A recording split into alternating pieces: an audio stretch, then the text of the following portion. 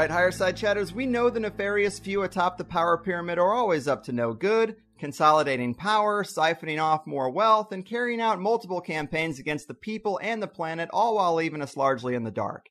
They've got a stranglehold on mainstream media, they're tightening the screws on alternative media, and the persistent truth seekers we have left have to explore some rather exotic options to try and truly get a beat on what's going on behind the curtain. But exotic options are just the sort of thing we like around here, and today's guest is the man behind one of these options I've been intrigued by for many years. His name is Clif, and he's the guy behind the WebBot project, a set of algorithms he's designed to crawl the internet for what's called predictive linguistics, which means interesting variations in the language which suggests what's going on in the collective unconscious that oftentimes results in a forecast of possible predictions. He also offers financial forecasts based off the WebBot data, which are purchasable at his website, halfpasthuman.com. Obviously, something like this isn't an exact science, but it's gotten a lot of attention when it's right, which is usually more often than not. And I, for one, can't wait to smell what the WebBot is cooking these days. Joining me for the first time, Clif, hi. Welcome to the appropriately named Higher Side Chats. Thank you very much. It's going to be fun, I'm sure. Yeah, man, it is a real pleasure. I do enjoy these WebBot predictions. I know you've been doing this for quite some time. I'm sure a decent amount of listeners here are familiar with your work, but in the interest of leaving no man behind, outside of what I mentioned in the intro there, how do you typically explain the WebBot and its mechanisms to people who might not be too familiar? It depends on if I approach it from a technical viewpoint or from the woo-woo viewpoint, because from the woo-woo side, basically what I say is that all humans are psychic. Most humans don't know they're psychic, but that psychic intuition pinging, so to speak, from universe has to come out, and so they leak it out in their language, whether they're aware of that or not, by which words they choose to use in specific instances, and I wrote software that goes on out and scoops all those up and tries to make sense of it all. Right on. Yeah, I like the woo-woo side of that explanation. I think there's something to that psychic ability. And yeah, a lot of people don't understand it or even know they have it, but we get deja vu, we get intuitions, and this is kind of a amalgamation of everybody's, right? I mean, at least the people on the internet. That's the theory. That's kind of the way it works, right? Because if you look at it, you know, you go every day, you get addicted to some behavior for some period of time. And so you get used to going to a particular gardening forum and discussing your petunias versus how, your azaleas and your zinnias. And then for whatever reason, all of a sudden you start talking about something else that's out of that context's usual associations for you. And that, in my opinion, is when one of these psychic impulses is trying to leak out. And so, for whatever reason, you suddenly start discussing how the zinnias are as blue as the logo on a particular maritime company you happen to be aware of. And I'm pulling this example just, it's entirely fictitious. But then 2 or 3 or 4 days later, you see that there's been a major incident involving one of that maritime company's assets, either a ship or a oil platform or something. And basically what was happening in those circumstances were that you were close enough to that actual event that the emotional repercussions of it all ripple through time, so to speak, and because of the way consciousness works, and your consciousness was trying to warn you, the only way it could, and so it leaked it out through what we call psychic impression. And it did so, changing your language, thinking you were smart enough to notice that. Yeah, man, I'm totally open to those possibilities. And you do have a real long history with this. Can you tell us about maybe some of the greatest hits to give people an idea of the validity or the accuracy? Oh, sure. There have been, the very first prediction I put out was stated that there was going to be, it was when I was using my lexicon and tuning it up, so I didn't have a lot of words defined. And so I was somewhat limited by what I could forecast at that stage. But I said there was going to be a military accident and it was going to cause this kind of problems and change life forever. And it would happen within the next 85 days. And the odds favored it happening within the first week or so of that 85 days. And my math was reversed on that part, okay, because in the last week of that 85 days it happened, and that was the attack on the Twin Towers in 2001. And so I published this out in July of that year. And then I got another hit, really good one, shortly thereafter with the power outage in 2003. And then Costa Concordia was a really good one. About 5 months before that boat went off course, I wrote the thing up as Blondes on Boats Causing Problems, an international ship of state, all these descriptors for a cruise ship with lethal ramifications of running aground and so on. And it was difficult actually to determine at the time whether I was looking at data describing an actual ship or the ship of state running into a bunch of issues because there were some conferences going on in Europe at the time. But it turned out that the Costa Concordia had the top 11 decks were named after the original EU countries. And it was actually run off course by the captain theoretically being distracted by this blonde passenger on the bridge, and he took her way off course to go look at this island and ran the boat aground and killed a bunch of people. And so we had that one out 5 months before. I've been able recently to tune it to where I can really predict what's going to happen with the cryptocurrencies. So I've been able to predict the rise and fall of Bitcoin with a pretty astonishing accuracy, especially over these last year and a half. It's an ongoing work in progress that is affected basically by the level of emotional excitement or agitation in the population as a whole. So these are obviously very fruitful times for me. Right. And man, it does seem like even when it doesn't predict a future outcome per se, it's definitely a good barometer for where the people's minds are at, what people are talking about. And maybe let's dive into where we are with this now. Since the economy does seem to be such a big part of the WebBot's predictions and also a big part of our lives, what are you seeing in the data in that regard? It doesn't look like smooth sailing ahead, does it? No, we're at one of those giant inflection points that occur sporadically through history that the chartists and the cycle forecasters in the Wall Street world use as benchmarks, so to speak, for like historical patterns. So you can say that we're in one of those periods of times that emotionally will resemble the French Revolution, which was the culmination actually of the economic impact of the Industrial Revolution disturbing the serf world that had existed prior to that and causing vast shortages as it was combined with the climate chaos and the loss of the wheat crops in Germany and throughout Northern Europe. And it ended up causing the French Revolution. And we're at one of those kind of times. Now, the French Revolution has to be kept in context because it was not alone. There was a period of revolutions that occurred, the Industrial Revolution, and then also the revolution within the colonies here in North America. There was revolutions at various levels throughout South America over the next couple of years. So it was one of those periods, and we're at that level of emotional intensity now. And what's leading it all off is the degradation of the financial system, the actual breakdown of the system that's based on what we call fiat or digital currencies that are issued by sovereign states and managed by small groups of people. Yeah, I mean, these are troubled times. The tension is palpable, no doubt. And I do know the Federal Reserve's Rockefeller Rothschild fractional reserve debt-based system of rule can't last forever, but they do keep managing to kick the can down the road despite the conspiracy world constantly crying wolf about collapse. How do we know this is more serious than the usual collapse paranoia we've heard from the conspiracy world for decades, really? Well, see, there's the thing. Collapse has been ongoing for decades. And we've been I think it's been 30 years that we've been progressing downward toward 0% interest rates. If you want to wrap your head around what that means, it means the very end of the welfare state. It means the very end of any kind of free money from any government agency. It means the end of the food stamp program. And why? Well, because there's no there's no debt-based gain to support those. So, for instance, the food stamp program has been paid for many, many, many decades by dipping in basically to Social Security funds and the vigorish that they were able to earn off of having some money in there. Now we've got a situation where even if you owned bonds, you're not getting any yield off your bonds. So you own a bond, that's fine, but you're not getting the 1 or 2 or 3% that you need at a bare minimum just to keep that service going on an annual basis. You have a debt-based asset that provides no return. Without that level of return, then what must occur at that level of the social order's existence, and we're there now, that in order to support a socialist system under that circumstance and give out any kind of money at all to anybody, you must actively take it from somebody. So let me describe the situation.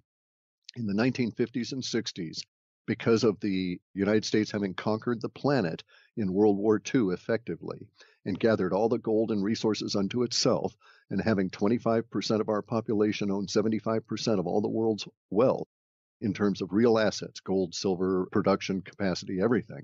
So we were 25% of the populace with 75% of the wealth.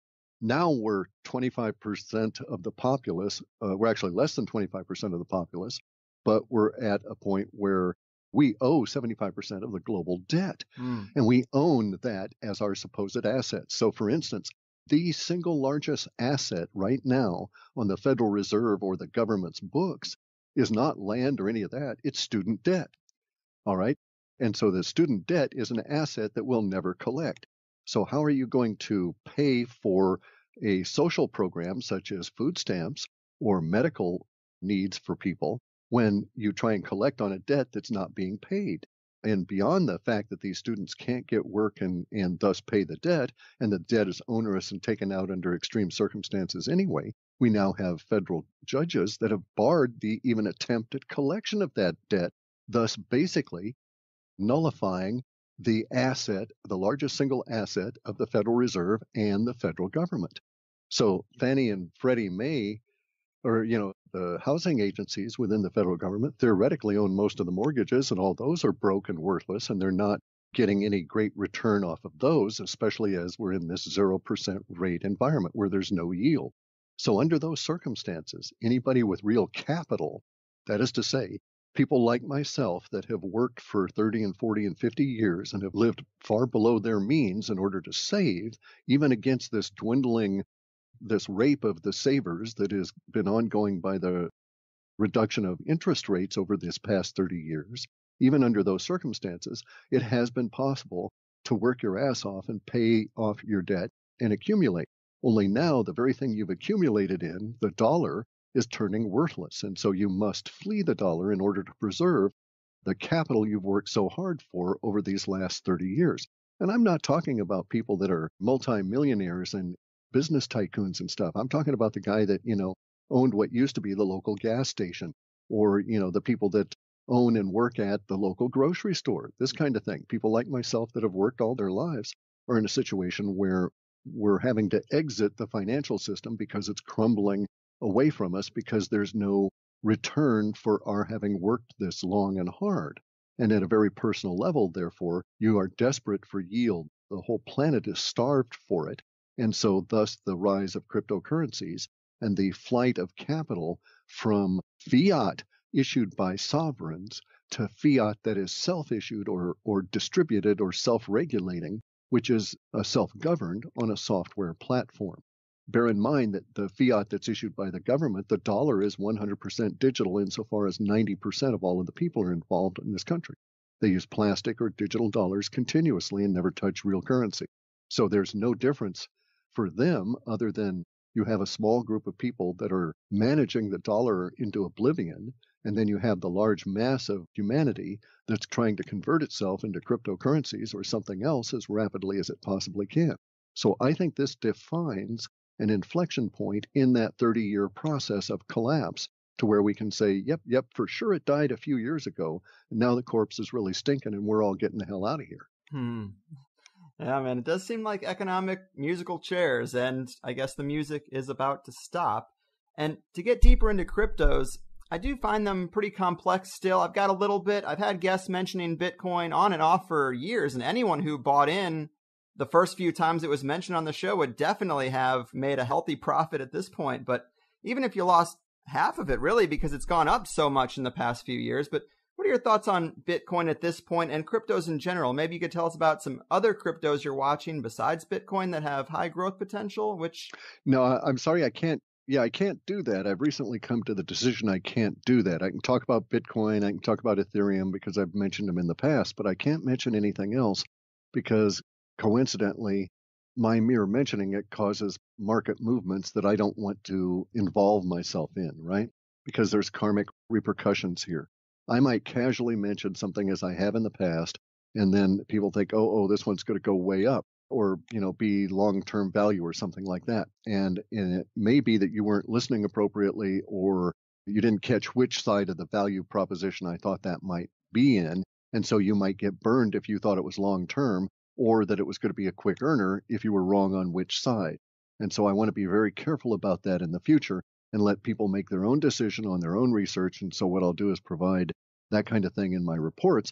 I can talk about the general trend of it, and existing coins that you might bring up I can comment on, but I'm not going to offer any new names or that kind of thing. Make sense? Fair enough. It totally does. Okay. These obviously are small markets, so they are volatile. But maybe I could ask you, without any specific names, are there features of some cryptocurrencies that we should watch out for or could be potentially advantageous? Sure. Oh, that's real easy to discuss at that level because we're discussing it in an abstract that you can then use as a metric to apply to your own research. Exactly. And this is great. So first thing I always look for is to find out if the coin or the token is in any way associated with mining. So for instance, if you found a company that was doing some business offering a coin and it was in no way mined, it's a pre-mined or pre-issued coin, then I would be very, very, very leery of it. If it was a coin that was pre-mined and each coin was therefore and thereafter somehow associated or linked to some kind of a physical goods, like a bottle of wine or a chunk of gold or something, I would be very wary of it because there's all kinds of rules and laws still in place that allow those physical goods to be encumbered outside of your coin's theoretic encumbrance of that good. And so until you knew for sure that that coin was actually going to be able to make a claim on that good that supposedly backed it, I wouldn't get involved with it because, again, it's a management issue. Now, I actually personally favor coins where you've got the most possible chaotic discussion going on in the forums that support the coins because I know that you've got a passionate community, you've got a bunch of programmers that are hell-bent on solving problems that are related to that coin or technical issue, and that there's real growth potential from this. They may not succeed, because they may be going at the wrong niche or the coin itself may never get quite caught on. It's too early, too late in the process or something. But in my personal opinion, such chaotic forum discussion kind of things around coins or tokens, those areas are much more likely to be long-term than are individually managed, even in corporations or consortiums, pre-mined or non-mined coins. That makes sense. That's great advice. And have you come across any of these coins? I've had people send me a few of them that are almost structured like pyramid schemes in a way. Like you're supposed to get other people to invest. There's dozens of those. Yeah. You got to watch out for that. There's also a bunch of those where they try and figure the multi-level marketing and they're explicit about it. And it's like, no, you got to run from these things. Run as fast as you can because you're going to get caught out. There's this rule I had pre-internet, okay? And the rule was always good for me, and it was always it proved itself exact all the time. Pyramid schemes have been around ever since the pyramids, and so they came up in the 70s. There was no internet, so they had to spread by word of mouth or phone or something like this. And so my rule was, by the time I've heard of it, it's about ready to collapse. So sure enough, anytime any of my friends called me up and said, hey, we want you to join this, and it was a pyramid scheme, I would tell them, run, get out as quick as you can. It's about ready to fall around your ears. So if you were to send me such a thing, I would assume that by the time it reached me, that it's very near its peak and it's about ready to fail on its own. As we're talking now, I recently ran a scan and I was able to find 862 things I could identify as a crypto coin or a monetized token. And so that's more than there were yesterday, but a lot of those that were there yesterday are not there and they've been replaced by new ones. It's going to be this way and it's going to be chaotic for a long time. This will offer a great many people over a number of years a chance for a good potential for profit, but also a good potential to really crap out because they picked the wrong one because they didn't do any research on it. So I expect that there will be a larger number of people crapping out than profiting. So if you're going to aim for the former of crapping out, you got a good chance of being able to do that. But if you're going to aim for the latter of trying to make some money at it, you're going to have to really do some research and sharpen your brain on it. It's not really that difficult. It's just simply work. Right. Great advice. And people out there, be careful, but don't totally avoid it because I do think this is the future in a big way. Oh, well, look at some of the things you can do about it. Okay, so let's look at some of the really cool stuff. We have Bitcoin, which is a method of exchange between the two of us. It's also a store of value. It's also a currency. As a unit of currency, we can break it down infinitely. We can also smush it back together again so that we can build it back up. It stores easily. You can take it with you, and it has all these really cool things, and it's encrypted. And it's sort of anonymous. And then we have another thing that also runs on a blockchain, which is called Ethereum. And the Ethereum environment provides us with these Ether tokens that are basically like train passes, a pass to ride a train. Because on the Ethereum platform, the Ethereum coin is not only a store of value, it's not only a medium of exchange, it's not only a currency in that sense, but it's also a fungible good that you can smush together and break apart again as you need to. And it's also a consumable good in that you can use it to power robots on the Ethereum platform that then allow you to make money off of it. Now, I'll give you an example in half a second. These robots are made by writing software that is run through these compilers, and it's usually in a language called Solidity. Do it online on free Solidity compilers. Teach yourself how to do that, or you can, get plugins to Visual Studio from Microsoft, even that kind of a thing. And you write these little robots, and what they would do. I'm going to write one in the process of it now. That's going to be a kiosk, and what it's going to do is to take the information I do from my research, and it's going to put it into a format that I can put into these robots and release into this Ethereum platform. Now, bear in mind, my customers are going to interact with this kiosk from a web page. So they're not going to see any of this stuff behind the scenes. But what's going to go on behind the scenes is that they'll pop into the web page to buy one of my reports, and it'll say, what currency do you prefer to deal in? And it'll offer a whole plethora of choices, because basically my currency choices are going to be limited to what I can exchange them for, ultimately to reduce them down to Ethereum or Bitcoin in the process of the robot. But I don't care if it's any of these other coins that we might mention, as long as it's still trading and had value and we could compute it out to the cost that the robot can do this math. No worries, it'll accept it. Then it'll instantly change it for whatever. And it'll do all this and I won't have to mess with it. So basically, it's the lazy person's way to sell things, because then I'll put my information in there. And this is the beauty part that I really like, is that I'll put it in there in a format that'll make it very easy for the machine to say, what human language do you want to receive the information in? And then it'll provide them with a link to a translated version of the information. So if you want to see it in Korean, no worries. You can purchase and buy, and the whole experience will be in Korean. And if you want to use a particular coin, the whole experience will be in that coin, and it'll be transparent to you. And it'll be transparent to me, because all I'll have to do is design the interface once, plug the robot into the back end, and let it loose. Beautiful, man. Sounds like you're onto something. Well, yeah, it's not just me. I mean, there's millions and millions of people out there that are doing this sort of thing. And the cost of entry is very low. People can teach themselves how to do coding and write these, what they call them, smart contracts. But if you think of them as robots, it's a whole lot easier to grasp what's going on. Mm-hmm. Yeah, there's a ton of potential out there for people who are paying attention and getting in front of it rather than waiting for it all to smack them in the face. Well, there's also, I get real examples all the time. So just one more real example here. I got an email just the other day from a guy who's been able in the last week, I think it was, to pay off his student debt and his car loan based on following some of the advice in one of my reports, or one of the guides. I don't give advice. And he was able to purchase the currencies and sell them out at the appropriate time, and then converted them to dollars and went and paid off these two major debts. This is such a unique time in history that, had this time not existed, had cryptocurrencies come along, the odds on this man being able to achieve that at his age, are infinitesimally small. Mm-hmm. Yeah, we should definitely look at the positives in this era of change. And I wanted to get into some weird stuff too. Clearly, we got a lot of weird stuff going on in the world, no doubt. I heard you talking about Antarctica fairly recently. It's been something a lot of listeners are curious about right now. We've talked about John Kerry's visit right around election time. Also, Buzz Aldrin needing to be medically airlifted out of there. But we also have Newt Gingrich going down there right after the election, as if he was the liaison between the new administration and whatever the hell they got going on down there. Based on the few clues we do have, can you tell us more about the goings-on in Antarctica? I can give us some more clues, okay? There are some areas that I haven't formed conclusions on yet, but we have more clues. The Newt Gingrich thing, I think that's precisely what it was that as the new administration came in, they had to have a new ambassador to whatever the hell it is that's going on down there. And some of the other clues we've got now include a big ramping up of the number of jobs that are available, the amount of money being put into the corporations that are down there, the number of corporations that are now allowed to do business there, the amount of passes that the military is handing out to the number of people, and so on. So we're looking at a ramping up of a very major operation.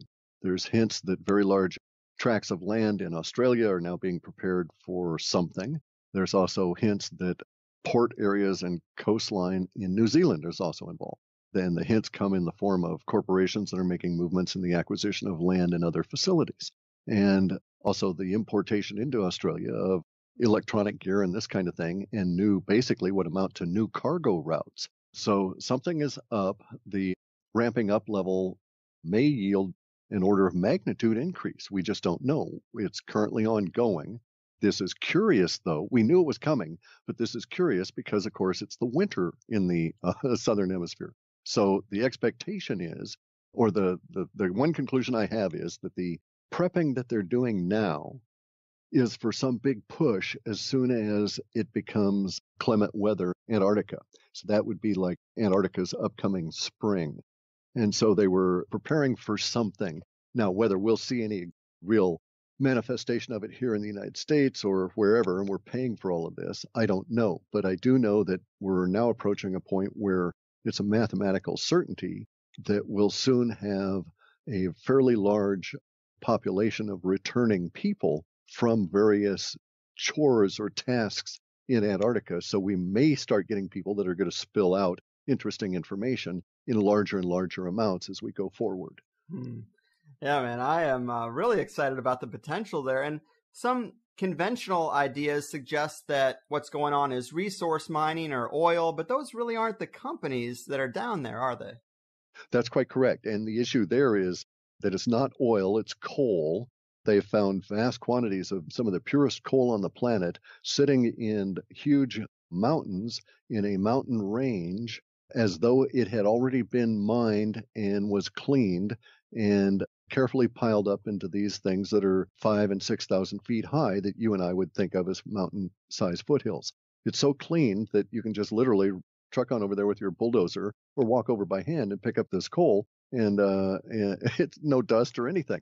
And so it just boggles the mind. And there's more coal there in one of these mountains, it is estimated, than is the energy requirements of the United States for 200 years.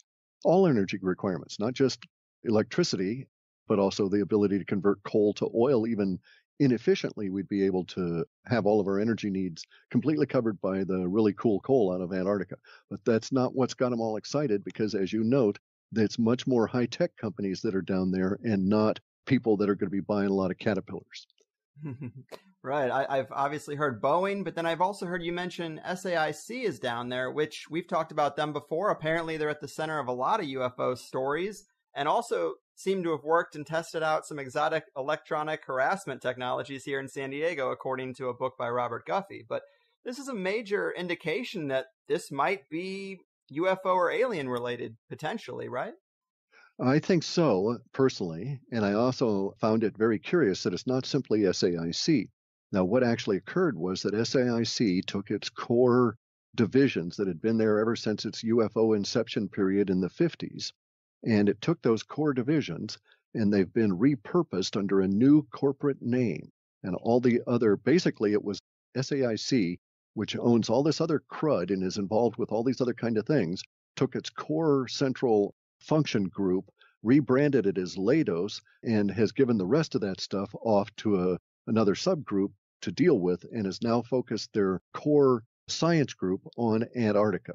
And this is a huge shift, because throughout the 50s and 60s, these people were involved in contracts for the federal government almost exclusively, or some other subcontractor of the federal government. And insofar as we were able to determine, perhaps as much as 70 or 80% of it was all UFO reverse engineering stuff. Yeah. And now they're focused on Antarctica. That's definitely something to look for. I mean, there's also that picture going around of the UFO in the ice. I'm not sure if that's legitimate or not, but do you have any thoughts on that? No, it's actually not.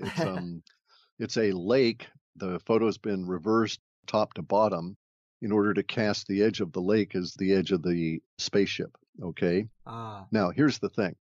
Okay, so let's get into some deep woo-woo here for a minute, all right? Yeah. So I'm doing my work, let's say 2012. I mean, I've had Antarctica stuff in my data since 2003 or earlier, and have been reporting on it ever since then. Well, actually, since the very first report. But it showed up with seriousness around 2003, and it grew for a number of years, and then it just almost sort of vanished. So no real reports of it through the, say, 2007 through 9. And then it starts getting ramped up again. Well, around 3 or 4 or 5 years ago, I started getting this ramp up of Antarctica being associated with all of these very high-tech company names, and then also with industry as well as scientific devices. So, for instance, I would just get these weird associations of Antarctica and scanning electron microscopes, or scanning tunneling electron microscopes. And those are not something you would usually use to investigate ice. And so it was just odd that there was these associations of these rather strange scientific devices going to Antarctica. Not odd per se, because that's all Antarctica used to have associated with it, was basically the military and science. And then there came out the rumors of the films of what were made in the 70s of the discoveries of these mountains of coal and so on. Anyway, so as I say, in about 2012 through 13, I started getting a lot of reports in my data, more connections to the woo-woo side of things. And I thought, ooh, this is really interesting, and started really pouring through it. I started reporting on it. And then I ran into this very curious situation, and I couldn't really decide what was going on.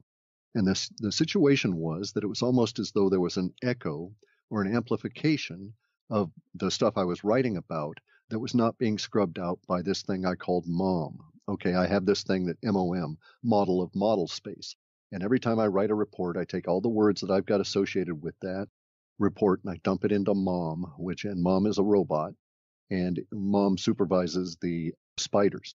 And whenever it finds an echo of my own words and stuff, it throws it into the dustbin of our processing, so to speak, and we just don't involve ourselves with it. So no circuitous references.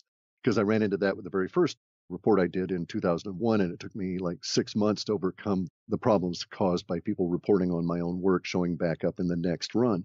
And so I finally was able to come up with MOM and work that out. And then MOM started, I thought, running into some serious issues in 2012, 2013 realm. Oh, no, excuse me, that would have been 2014 and 15. Very end of 2014 and into 2015, I started getting more echoes than I was used to and having to slice out and do more manual editing on some of the woo-woo data coming in for the Space Goat Farts entity. And a lot of that was Antarctic-based, and I was somewhat disappointed because I was throwing out a lot of data that I couldn't tell if it was good or bad. But I didn't want to be bringing up anything that was spurious, especially if it was a repetition of words I'd already put out onto the internet, and thus I would magnify the effect.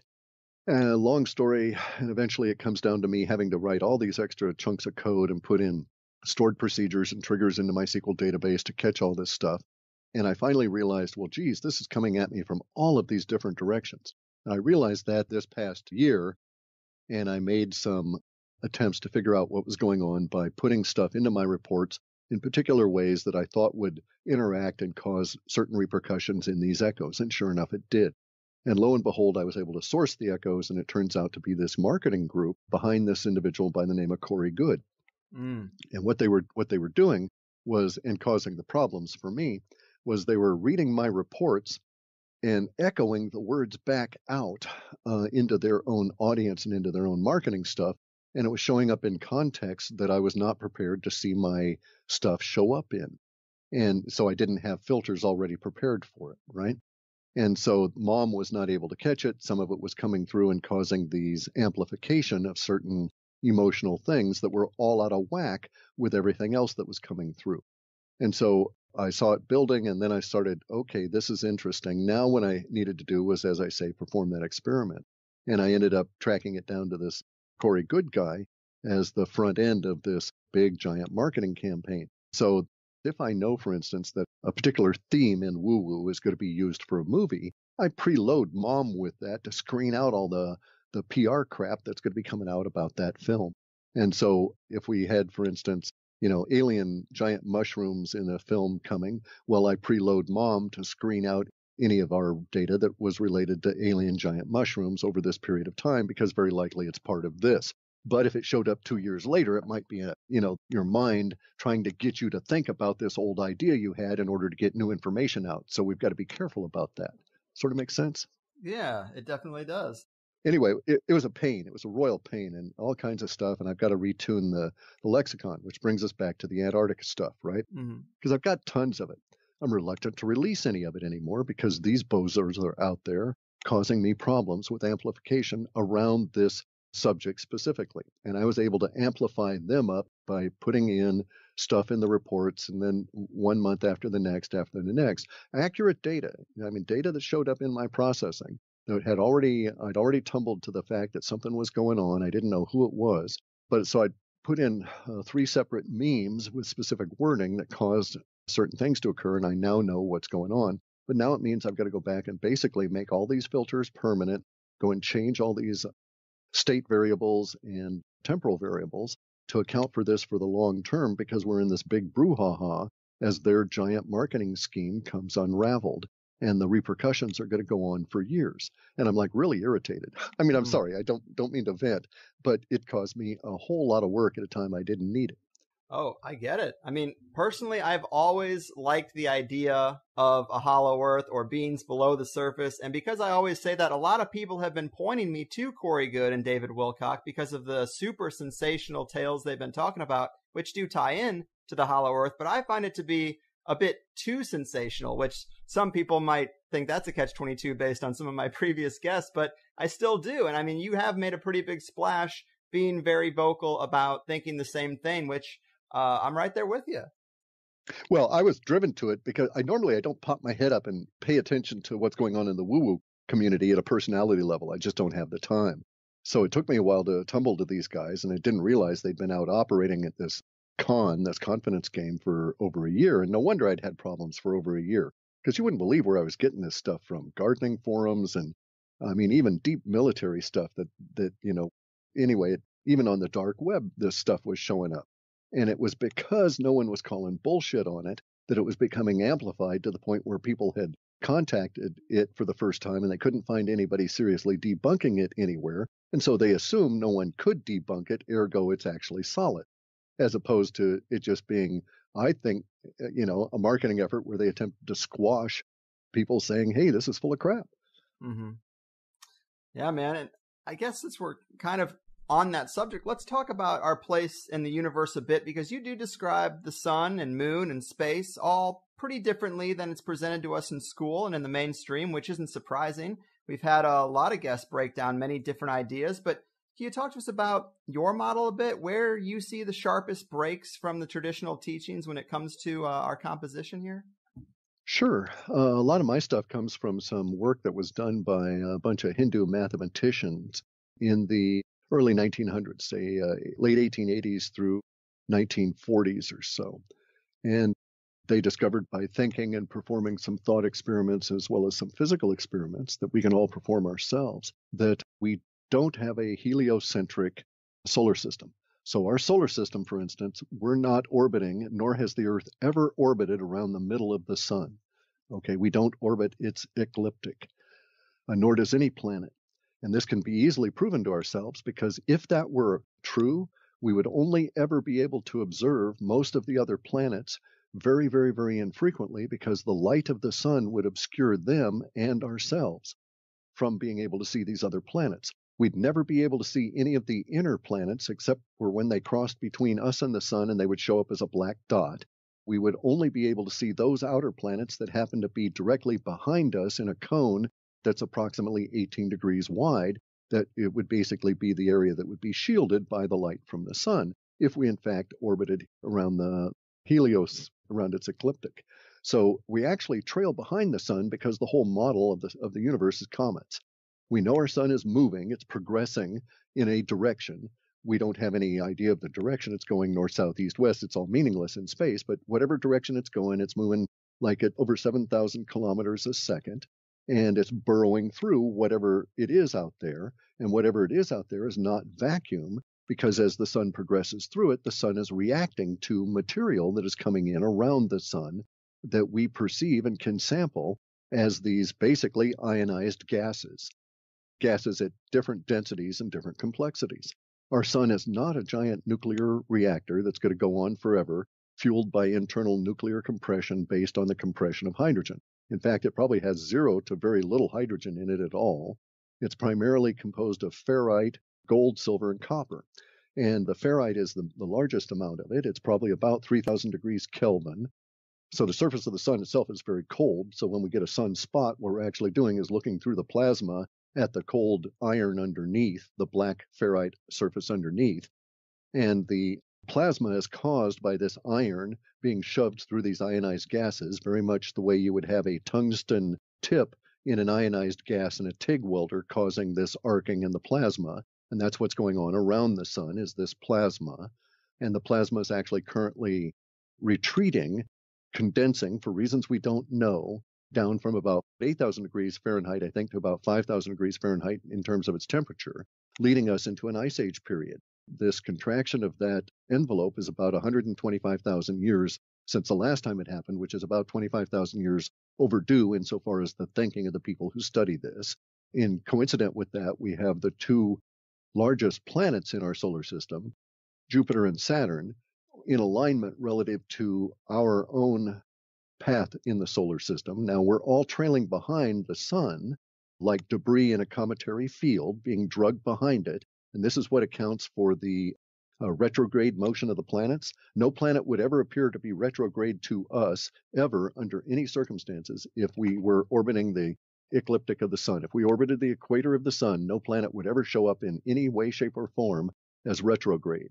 And the fact that we can see all planets continuously means we don't orbit the middle of the sun, whether we're back behind the sun being drugged behind it. And so this is why we get retrograde motion. As the Mercury, for instance, spirals behind the sun, it sometimes appears to be going backward from our viewpoint. But if we were to transpose that into a two-dimensional image, it would look like a zigzag.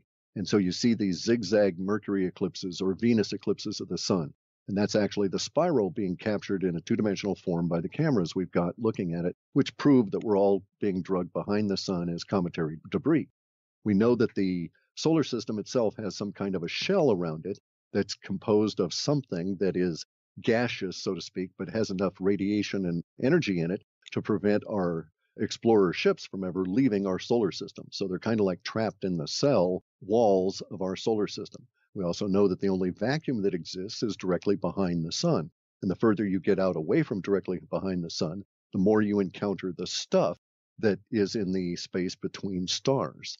And we also know that our orbit, our position behind the sun, we're falling further behind that, ever so slightly behind the sun, because the Earth itself is growing larger. It's growing larger because more energy is coming around the sun, coming through that plasma unaltered in the form of gamma rays and other cosmic radiation we can't identify. And it's getting caught by the plasma core that's in the middle of our Earth, which is making more material, more hydrogen, oxygen, oil, zinc, tungsten, etc., and pushing the Earth further apart in the plates as it makes more stuff deep in the middle of the planet. It's got to go somewhere. And so in addition to the Earth getting larger, the effect of Jupiter and Saturn are also on a 402-year cycle that out to 425 years, and it's causing a mini ice age on its own, and all this stuff is combining right at this moment. And we sit here and talk about cryptocurrencies. Fair enough. Man, it is so interesting. I've seen computerized models of that composition, like this corkscrew spiral pattern following the sun through space. I am curious, though, if that is our structure, wouldn't we see greater differences in regard to celestial alignments or the constellations' precession? They seem pretty stable over thousands of years if megalithic site alignments are anything to be considered of any value in this area. We will see that, but bear in mind it's going to take much more than a single precessional cycle for us to see any deviation from that. So, for instance, it would take perhaps 200,000 or 300,000 years, maybe 10 precessional cycles, maybe 260,000 years to see even a 1% deviation caused by the position of the sun moving relative to some huge fixed star, North Star, et cetera, et cetera. I mean, it takes millions of years for us to shift from one pole star to the next, and it has occurred. Vega used to be the pole star. Right. So, now we're in Polaris. And so, in fact, we do know, though, that this has impacted humanity. How do we know this? Well, if one looks into certain aspects of archaeology, you can find that seafaring peoples, both on the Atlantic and into the southern oceans, and in the Pacific and into the southern oceans, specifically the southern oceans, noticed changes in the navigational stars and made note of these changes about 4,500 years ago. And it was over the course of about 800 or 900 years that change occurred. And it was necessary then. So they needed to have a degree of refinement that you and I don't need. Okay, these guys were in the South Pacific. Were trying to find islands where they were separated from other islands by death in the water, because if you didn't find it, you died. You can't live on the Pacific Ocean. It's a desert. And so you got to live on the little islands. And in order to find that island, you had to know where you were within a few feet. And so their navigational stars had to be really precise at a level that the pole star per se doesn't have to be, or any of the other ancillary stars. So most of us are not going to be aware of the continual nature of these changes that are going on. But the South Pacific Islanders, over the course of 800 years of sea songs that were their navigational way of transmitting that knowledge from generation to generation, noted how certain stars were changing. The personalities that were given to those stars were noted in this change, and they followed them, and then they noted that they stabilized. Yeah, I mean, that is a great point. And of course, we are talking about a massive, massive scale. It's really hard to get your head around, but we should assume that all stars are moving in the same way ours is, right? Or not so? We should assume that they're all moving. Let's not say way, because it implies a direction, and we don't know that they're all moving in any way, in any fashion close to the directions of any other stars. But we think that that's sort of the case, because if you look at the Milky Way galaxy, all of the stars seem to be going in this big, circle, this big loop around what we think of as more or less the center of the galaxy, where there's a whole lot more stars that are moving a lot faster. Mm-hmm.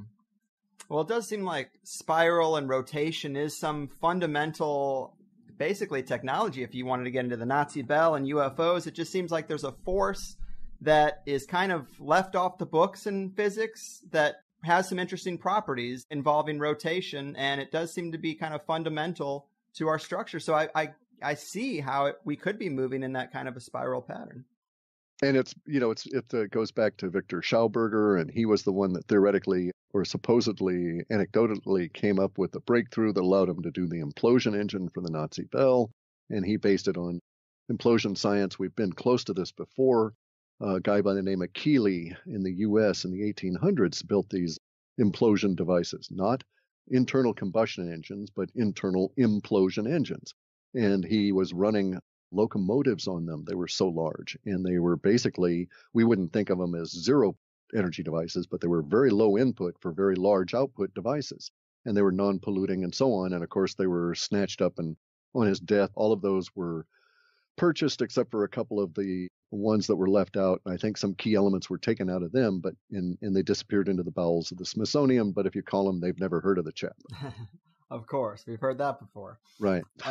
Right. So is it your contention that the moon is the one body that is in an actual true orbit around something? No, I mean, we have stuff orbiting us behind the sun, certainly. What's interesting about the moon is that it's always self-correcting its orbit. Right. That's kind of what I was getting to. It is correct. It's always correcting its orbit. Whether it's doing it or it's being guided is open to question.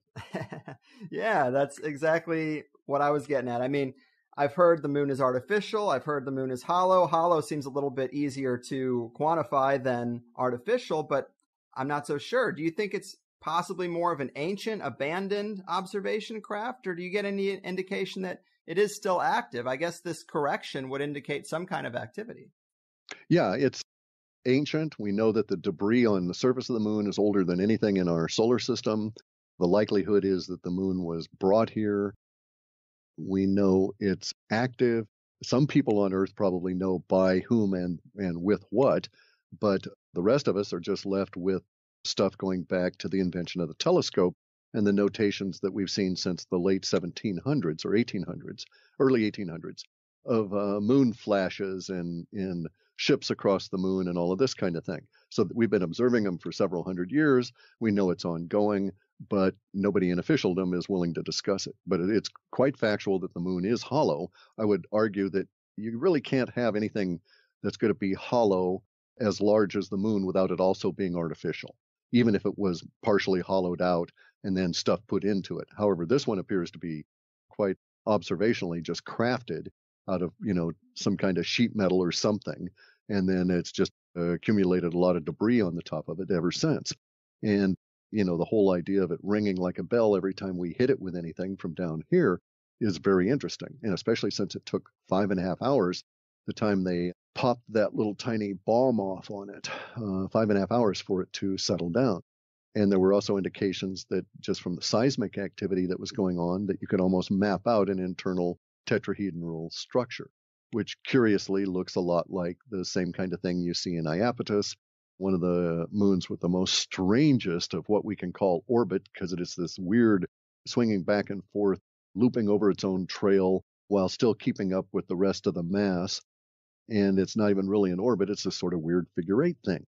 So there's all kinds of strange stuff in our solar system. And see, this is why at its core, the woo-woo stuff is all accurate, okay?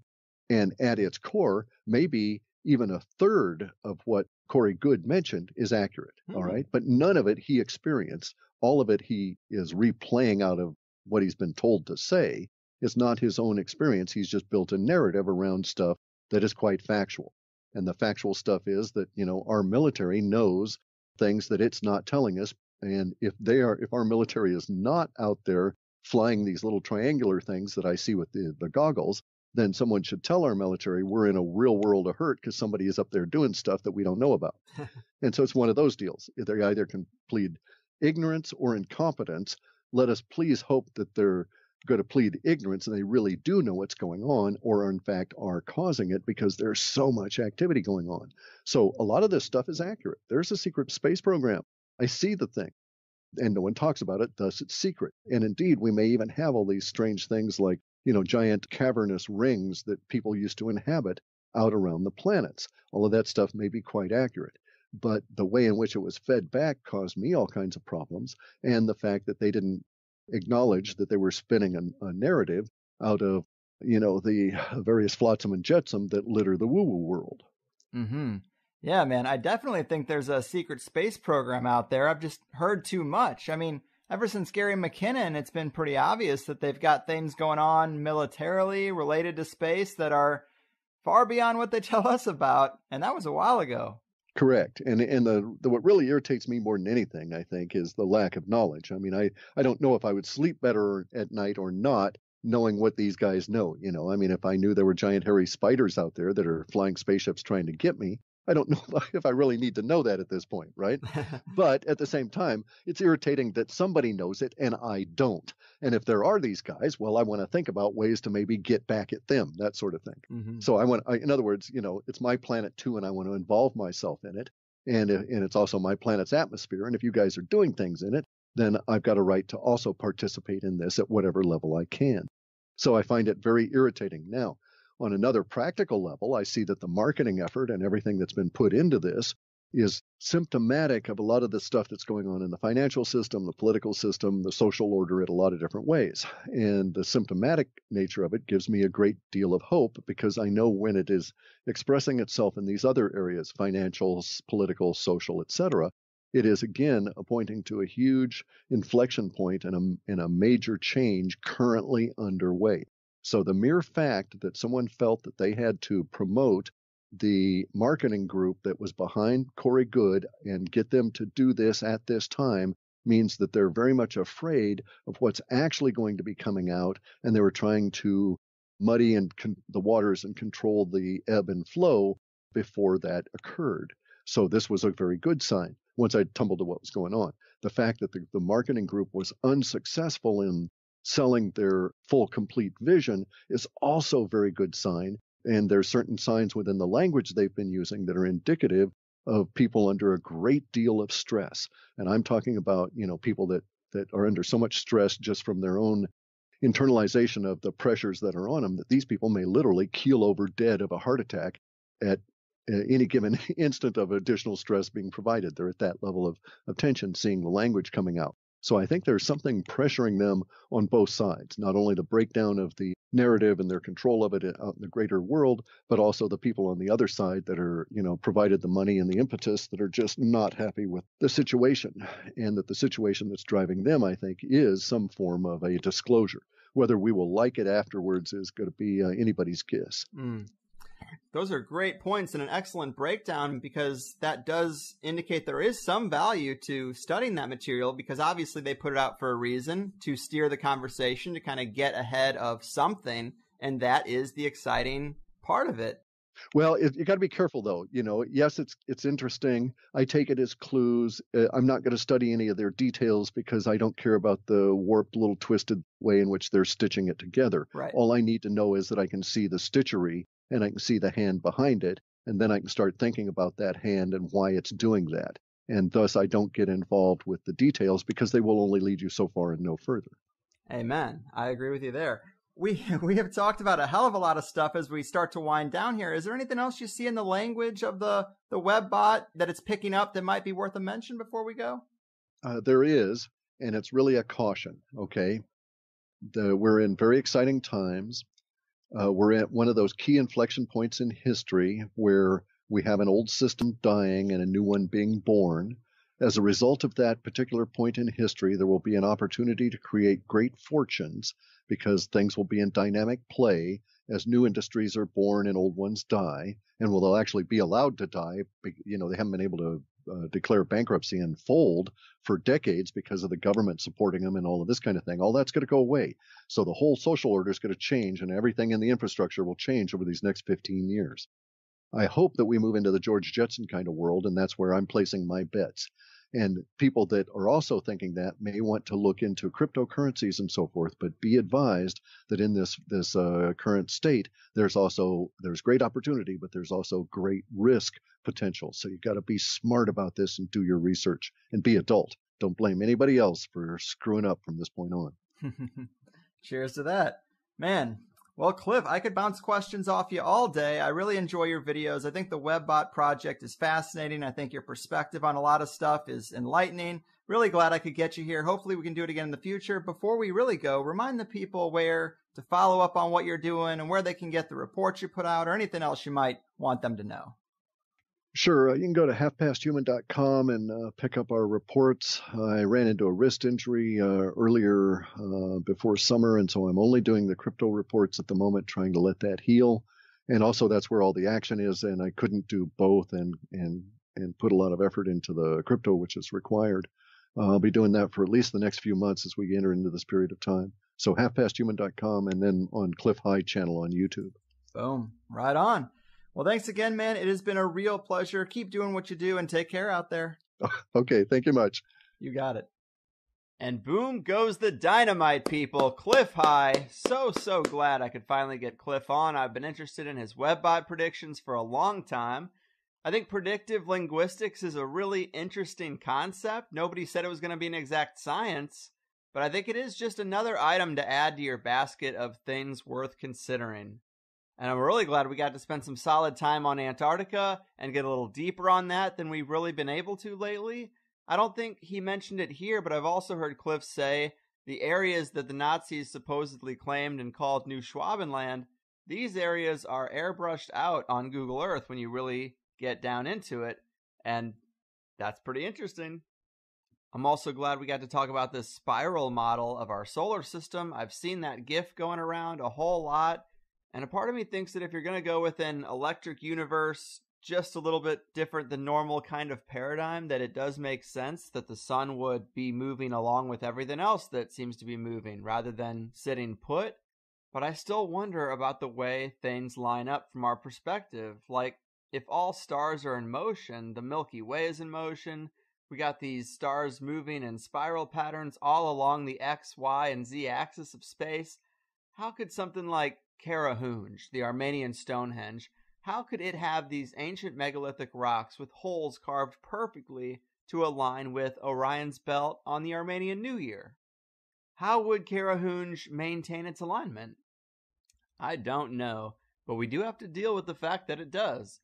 Maybe 8 to 12,000 years is nothing in star travel time, but it is almost half a wobble. That's not nothing. I don't know. I get lost going places I've been to twice before, and I'm supposed to figure out this kind of shit. It is fascinating, though, to hear alternative ideas on these kind of space things, and I thought Clif broke it down really well. And there's a lot of things in his Rolodex that we didn't even get to. I would love to have him back. If you want him to come back, let's get him some good feedback so he does know you're listening. Let him know. Clif does a lot of shows. The only way to separate which ones are worth your time and which ones aren't are the people who contact you and say, I heard you on X, Y, or Z, go back. So let's throw them in the rotation. I also mentioned Armenia, and I need to get another installment of that Graham Hancock tour video out. It's insane how long it's taken me. The next one even has the buried pyramid, but man, time just gets away from me month to month. that's how I try to figure out what I'm doing, is in these month-to-month chunks. And really, I just am like, okay, you got to keep up with emails and tech support, customer service for Plus people and for t-shirts. You got to put out 5 good shows. Don't eat like shit, and do one extra thing. And it's always something else. Like, first we transitioned to a new top quality high-end forum. That took some time. And then I don't know. I think I did the Hot Ones challenge thing and edited that video. Then I did a series of guest spots and a couple of tinfoil hats. Then I did another video where I went on a Laurel Canyon tour with Mark Devlin, followed by a month where I did an extra show with the episode with Bruce Lipton. And I also just made a server move for all 3 websites, which is great because I'm saving a lot of money. But it also wasn't completely smooth. And if you're having problems with the THC iPhone app, by the way, try to refresh it or clear the cache or delete it and re-download it, whatever you can to reset it.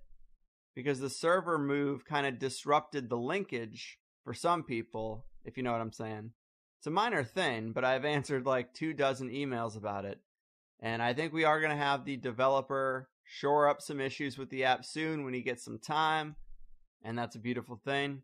And then I guess most recently I went to this Science of Consciousness conference, and I'm trying to put something together for you this weekend. I also typed up a lengthy description of my recent past life regression session and the scenes I was shown, and that's on the Wildcard forum if you have any interest in hearing about it. It was too long of a thing to talk about in the wrap-up of a podcast, but too short to record its own thing about. So I said, screw it, this is what a forum's for. And now I'm also in the process of redoing the basic THC website. I just can't help myself. I have to tinker. But I got some data that surprised me that like 70% of all the website visitors are on mobile, which makes sense. I mean, that's how I do most of the things I do. But now I'm redoing the website to make it look as sick as I can on a cell phone because I want to stay current. I don't want to have one of these outdated websites. Not a good look for a conspiracy show. So I'm redoing that website, and I think it looks pretty damn good already. The core of it does. Like, if you pull up the highersidechats.com in your mobile browser, you'll see a simple description of the show that I think is straight and to the point, and then you see a link for Plus and a player that fits right on your screen. And it plays the last 10 episodes in slides, so unless you're really, really far behind, everything you need is going to be right there. And if you just subscribe to the feed on some podcast app, then you never go to the site, and I get that. But I think this is a real upgrade in terms of looking slick and modern. I'm going to flesh out the rest, and then next month I'm getting married, and then Armenia Video Chapters 2 and 3. We're just going to knock it out. Come on. But Jesus, this really got away from me here. But I do like to touch base with you guys sometimes just about what I try to do to keep the ship on course. I got nobody to talk to about this. I have no coworkers. But it also is just a decent list of the extra things if you've missed any of them. The Mark Devlin tour was pretty cool. The Hot Ones video was torture. But what can I say? Clif High. He knows a lot about a lot, and it was a real pleasure. As any regular listener knows, we do that. Subscribe to hear the extra hour model, $5 a month, 5 shows a month, plus occasional extra stuff, and lifetime access to the forums. A nice and simple model that doesn't really rely on AdSense or Patreon, but is a little more under my control, which I think is a godsend in these troubling times. In the Plus show today, we talked about the Mandela effect and the prospect of CERN and deep state time memory manipulation projects in action, quantum computers, the likelihood of exposing those cannibalistic, blood-siphoning, child-abusing aspects of the elite, and the possibility of using any and all types of disclosure to keep those last few cards off the table. It seems like we could be getting into an era of very interesting cat and mouse with some of these things we've been speculating about for a long time, but we also talked about the 4 categories of alien races out there, and Clif's thoughts on Martin Armstrong and his Socrates program's economic models compared to his own. Both are predicting a steady and consistent decline in the Western world, so we'll see.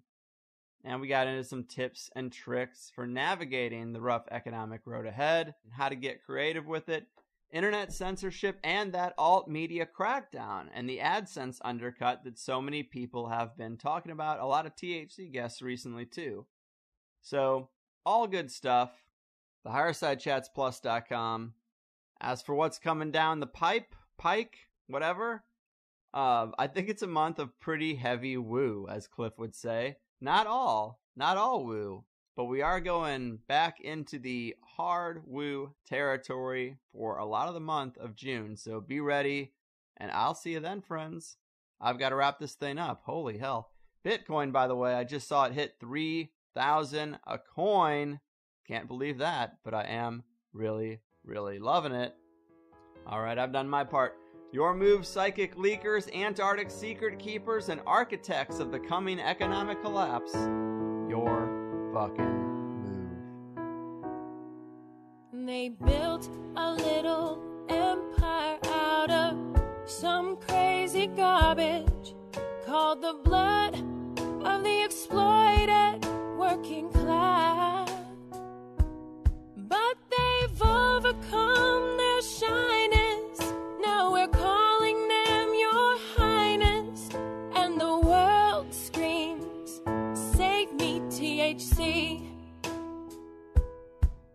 They destroyed the bonds of friendship and respect between the only people left who'd even look them in the eye.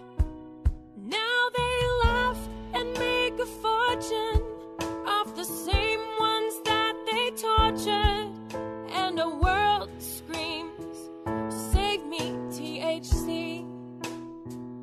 Let's look for Jesus, some will say, but Mr.